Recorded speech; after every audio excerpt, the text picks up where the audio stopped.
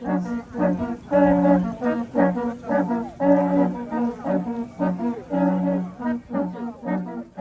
say to otosum yenu ma munyina kwaba edeba Vodafone 65th Asantehene Opens Day ene yesan ehia e wo hase a yenyina yenim sese wo hene hiase a na eye edika agudie ene niema eka ho mpanya ka me ate ase se dua etwato ewu a ne nipa otwato nso ewu afe ne nne pepepe na Asantehene opemso say to otosum yenu ene Asantehema na makonadu ya dom omuba bedua nnua mpanyin se odi aboa no tugem na ontru ya oda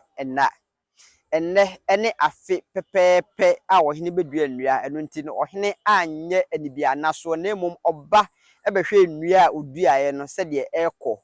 no kwasem no se ayefe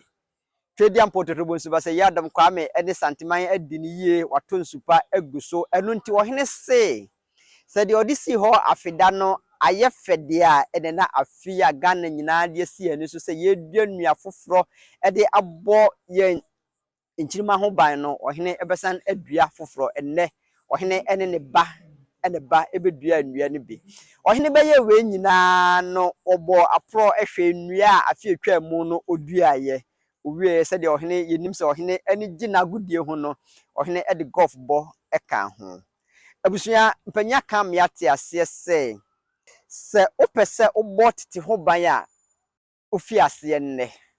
edunti ohene ebotete ho ban de afi ase nne ohene adua nnua sebe ya ebobo daache nchirima ho ban